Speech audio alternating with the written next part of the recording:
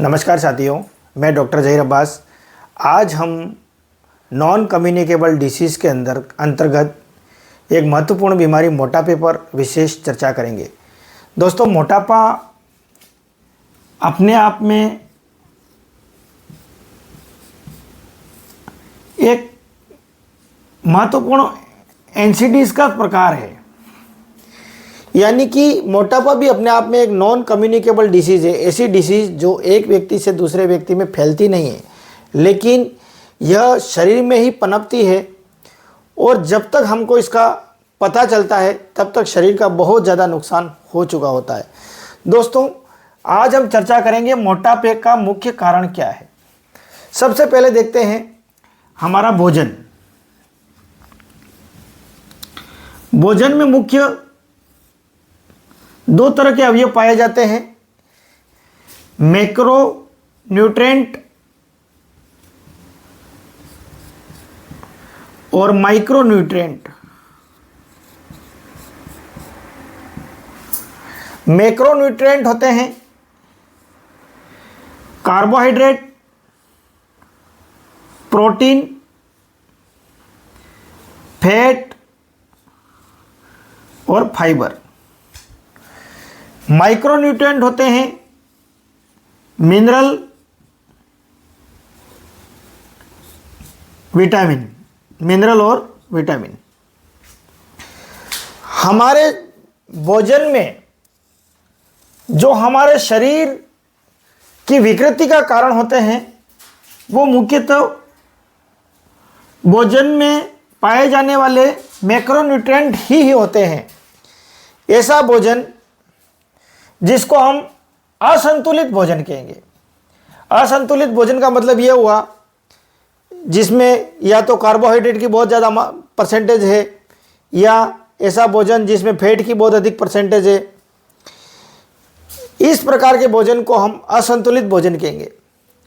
यहाँ पर हम देखेंगे कार्बोहाइड्रेट। अगर कार्बोहाइड्रेट को भी आवश्यकता से ज़्यादा लिया जाए, कार्बोहाइड्रेट मेनली हमें प्राप्त होता है ग्रेन्स के द्वारा प्राप्त होता है, यानी कि अनाजों के द्वारा प्राप्त होता है। कार्बोहाइड्रेट का मुख्य स्रोत है अनाज। हम हमारे दैनिक दिनचर्या में 70 से 80% तक डेली कार्बोहाइड्रेट ही यूज़ करते हैं। हम कहने को वेजिटेरियन हैं, कहने को शाकाहारी हैं, लेकिन हमारा जो खान पान है उसमें 70 से 80% कार्बोहाइड्रेट यूज़ हो रहा है।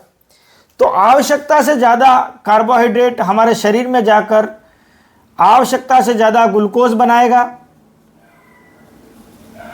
क्योंकि ग्रेन्स का ग्लाइसेमिक लोड हाई होता है, तो ब्लड में ग्लूकोज ज़्यादा जाएगा और आवश्यकता से ज़्यादा ग्लूकोज को लीवर में ग्लाइकोजन और फैट में कन्वर्ट कर लिया जाता है और ये फैट आगे जाके मोटापे का कारण होती है। दूसरा है फैट। हम जो भोजन में फैट लेते हैं, जैसे फैट का अपन सोर्स माने तो इसके दो कारण हैं। एक तो मांस, दूसरा है दूध।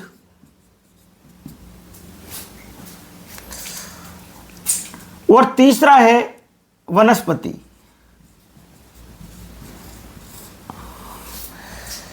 जो मांस के द्वारा हमारे शरीर में फैट आता है वो सैचुरेटेड फैट है। दूध के द्वारा जो हमारा आता है वो सैचुरेटेड फैट है। लेकिन वनस्पति के द्वारा जो हमारे शरीर में आता है, वनस्पति का मतलब ये हुआ जैसे हम साग सब्जियां सेवन करते हैं वहाँ से, या हम काजू बादाम पिस्ता आदि नट्स खाते हैं, उनसे आने वाला फैट ये होता है अनसैचुरेटेड फैट।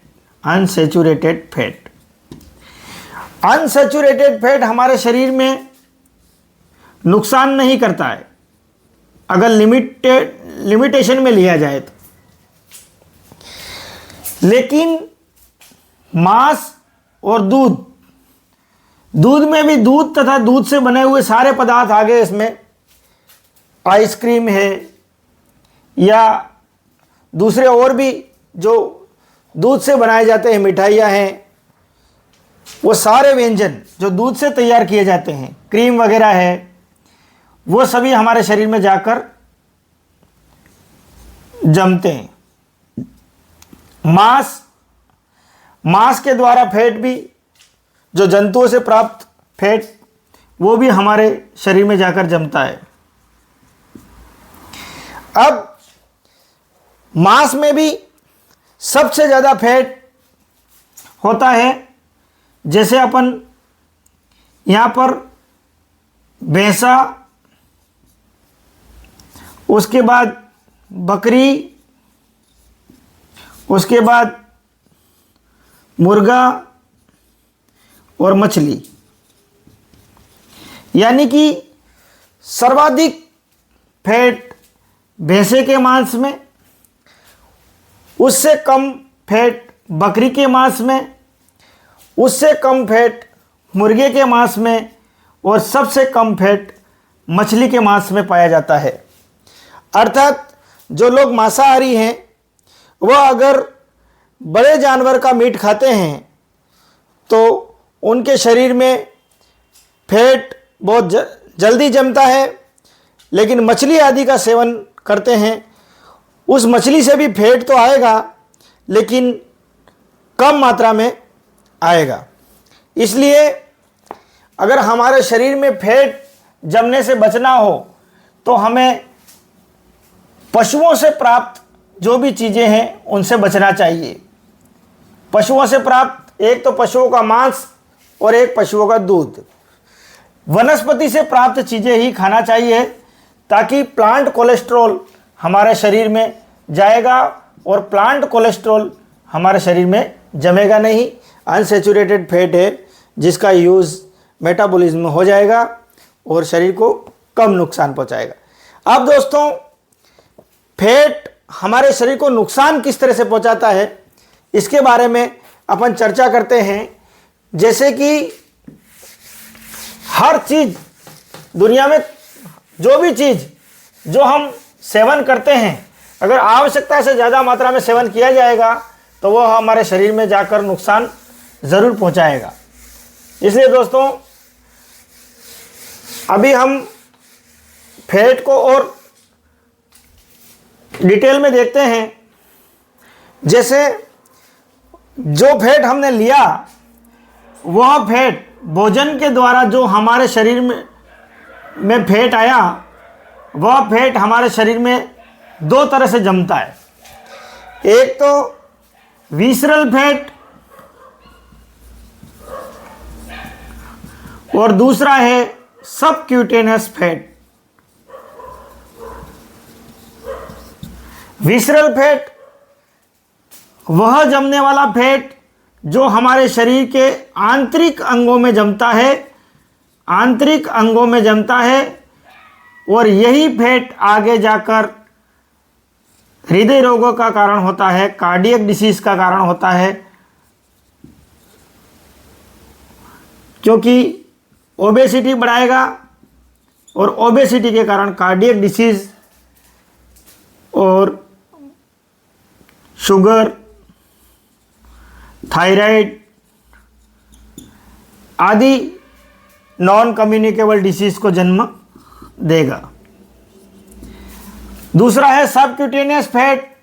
यह भी हमारे शरीर में चमड़ी के नीचे जमने वाला फैट है। यह फैट नुकसानदायक तो है, लेकिन हमारे शरीर में आगे चलकर मौत का कारण नहीं होता है। शरीर में जमने वाला फैट दो तरह से शरीर में जमता है।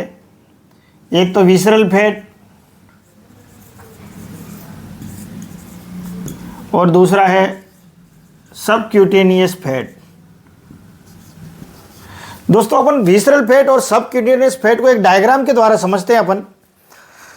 तो विसरल फैट तो जो होता है वो हमारे शरीर के इंटरनल ऑर्गन में जमता है। बहुत खतरनाक है, जो लोगों को हार्ट अटैक का कारण भी यही है। सबक्यूटेनियस फैट होता है जो हमारी चमड़ी के नीचे जमता है। यह इतना खतरनाक नहीं है, वैसे शरीर की खराबी का कारण तो है ही, लेकिन इतना खतरनाक नहीं होता है। जबकि विसरल फैट इतना खतरनाक होता है कि सारे मल्टीपल ऑर्गन फेल्यूर का भी कारण विसरल फैट ही है। बहुत सारे व्यक्ति बहुत ज़्यादा मोटे हो जाते हैं और उनकी मल्टीपल ऑर्गन फेल्यूर से डेथ होती है, उसका कारण भी विसरल फैट ही है। तो दोस्तों, यहाँ पर अपन समझते हैं, यहाँ पर मैं दो तरह के व्यक्ति दिखा रहा हूँ। एक ऐसा व्यक्ति जो साधारण व्यक्ति, जिसके शरीर पर पेट पर फैट का जमाव नहीं है, लेकिन एक दूसरा व्यक्ति जिसके पेट पर फैट का जमाव है। तो दूसरा, इस तरह का अगर पेटू व्यक्ति दिखता है तो ये जो पेट की तोंद निकली हुई है, इस चमड़ी के जस्ट नीचे सबक्यूटेनियस फैट होता है और इस पेट की उदर गुहा के अंदर की तरफ विसरल फैट होता है। जैसे अगर इस व्यक्ति को मैं और अंदर की तरफ से देखूं तो ये इस तरह से दिखेगा। यह व्यक्ति इस तरह से दिखेगा। यह इसका चमड़ी के नीचे जमा हुआ फैट है। यह मसल्स है, मांसपेशी है, और ये पेट के अंदर जमा हुआ फैट है। ये पेट के ऑर्गन है, आंत, लीवर, ये सारे, ये लीवर है, ये आमाशय है, और ये अंदर की तरफ जमा हुआ विसरल फैट है। अब ये फैट, विसरल फैट क्या करेगा? यह इंटरनल ऑर्गन पर दबाव बनाएगा। दबाव बनाने से क्या होगा कि इन अंगों के अंदर होने वाली नेचुरल सप्लाई बाधित होगी और न्यूट्रिशन सप्लाई भी बाधित होगी, जिससे धीरे धीरे क्या होगा, इन अंगों की धमनियों में भी जमता जाएगा। इन अंगों के अंदर जो बारीक छोटी छोटी नलिकाएं होती हैं, इसके अंदर भी विसरल फैट जमता जाएगा और धीरे धीरे जैसे किसी के हार्ट अटैक से, किसी के लिवर फेल्यूर से, किसी की किडनी फेल्यूर से मृत्यु हो जाती है। तो सबसे ज़्यादा खतरनाक होता है विसरल फैट।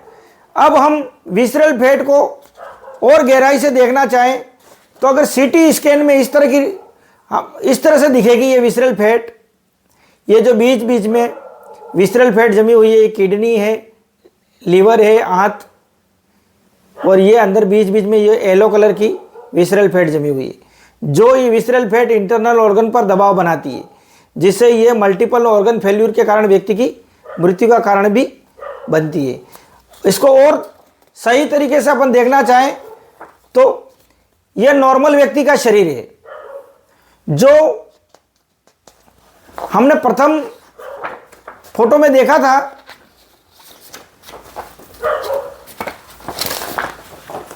जो नॉर्मल बॉडी थी, उसके शरीर की उदर गुहा के अंदर इस तरह से दिखेगा। ये आंत है, ये छोटी आंत, ये बड़ी आंत, ये आमाशय, ये लीवर, इस तरह से दिखेगा। लेकिन जो मोटा व्यक्ति था, जो पेटू व्यक्ति था, जिसकी तोंद निकली हुई थी, इसकी चमड़ी के नीचे जमी हुई फैट ये रही, और ये आंतरिक अंगों में जमी हुई फैट होती है, जो मल्टीपल ऑर्गन फेल्यूर के कारण उस व्यक्ति की मृत्यु का कारण बनती है। इसलिए दोस्तों, हमें, अगर हम मोटापे को कंट्रोल करना चाहते हैं या हम ये चाहते हैं कि मोटापा हमारे तक नहीं आए, तो हमें सबसे पहले हमारा डाइट प्लान सुधारना होगा। दूसरा, योगा, प्राणायाम, मेडिटेशन या छोटी मोटी एक्सरसाइज पर ध्यान देना होगा। तीसरा है, डाइट में सबसे पहली चीज़ हमारा कैलोरीफिक वैल्यू, जो हम प्रतिदिन की जो कैलोरी लेते हैं उस पर हमें विशेष ध्यान देना होगा। क्योंकि अगर व्यक्ति दिन में 1500 से 1800 कैलोरी का कार्य करता है और अगर वो रोज़ का 3 से 4000 कैलोरी लेता है, तो ली गई एक्स्ट्रा कैलोरी बॉडी में जाकर जमती है और वो भी विसरल फैट का कारण बनती है। इसलिए सबसे पहले हमें डाइट प्लान का सुधारना होगा। हमारे शरीर फिजिकल वर्क हमारे जीवन में होना चाहिए। आलस्यता और विलासितापूर्ण जीवन त्यागना चाहिए। आलस्यता और विलासितापूर्ण जीवन को त्यागना चाहिए। मेहनत करनी चाहिए, अपना काम स्वयं करना चाहिए। और सबसे पहली चीज़, हमको हमारे शरीर का एक तो BMI बॉडी मास इंडेक्स पर विशेष हमारी नज़र होनी चाहिए। अगर हमारा BMI 29 से ऊपर जा रहा है, 29 या उससे ऊपर जा रहा है, तो हमारे ऊपर एक इंडिकेशन होता है ये कि आप मोटापे की तरफ जा रहे हैं। यह हमें सबसे इस चीज़ का ध्यान रखना चाहिए। और दूसरी चीज़, हमारी विथ सरकमफेरेंस, हमारी विथ सरकमफेरेंस का भी हमें ध्यान रखना है। यानी कि जो हमारा कमर का घेरा है, कमर का घेरे की साइज़ मेल और फीमेल में अलग अलग होती है। 40 इंच से ज़्यादा कमर का घेरा अगर मेल के अंदर है तो वह ओबेसिटी की ओर जा रहा है। और 35 से ज़्यादा कमर का घेरा लेडीज़ का है, 35 इंच से ज़्यादा, तो वो ओबेसिटी की ओर जा रही है। यानी कि 40 इंच से ज़्यादा के कमर का घेरा मेल में और 35 इंच से ज़्यादा का कमर का घेरा फीमेल में, ये विसरल फैट के जमने का सीधा सीधा संकेत होता है। दोस्तों, विसरल फैट अपने आप में बहुत ही खतरनाक फैट है। इसलिए व्यक्ति को अपने शरीर के जो साइन सिंबल हैं, जैसे व्यक्ति का अनावश्यक वज़न बढ़ना, यह हमें BMI से पता चल जाएगा, या हमारे शरीर का आकृति में परिवर्तन होता है, वो हमें विथ सरकमफेरेंस से भी पता चल जाएगा। दोस्तों, हमें खान पान पर विशेष ध्यान रखना चाहिए, क्योंकि आजकल नॉन कम्युनिकेबल डिसीज़ हमारे देश में बहुत तेज़ी से बढ़ रही है। भारत में नॉन कम्युनिकेबल डिसीज़ से मरने वालों का आंकड़ा 66% है। अर्थात 100 व्यक्ति मरते हैं, उसमें से 66% व्यक्ति ऐसे होते हैं, यानी कि 100 में से 66 व्यक्ति ऐसे होते हैं जो नॉन कम्युनिकेबल डिसीज़ से मरते हैं। यानी कि कुल मरने वालों में से आधे से ज़्यादा लोग नॉन कम्युनिकेबल डिसीज़ से मरते हैं। उसमें भी 22% लोग ऐसे होते हैं जो अपनी औसत आयु को भी प्राप्त नहीं करते हैं। इसलिए दोस्तों, हमें हमारी हेल्थ पर ध्यान देना है, समय समय पर हमारे खान पान का विशेष ध्यान रखना है। हमें बाज़ार में मिलने वाली जो डिब्बाबंद भोजन है उनका भी हमें त्याग करना चाहिए। और जो मांस, मीट, दूध से बने हुए पदार्थों का भी परहेज़ करना चाहिए। दोस्तों, यह वीडियो हर व्यक्ति देखे और अपने आसपास के लोगों को भी दिखाए, और विशेषकर बांसवाड़ा, डूंगरपुर और प्रतापगढ़ की जनता ज़रूर देखे। जय हिंद, जय भारत।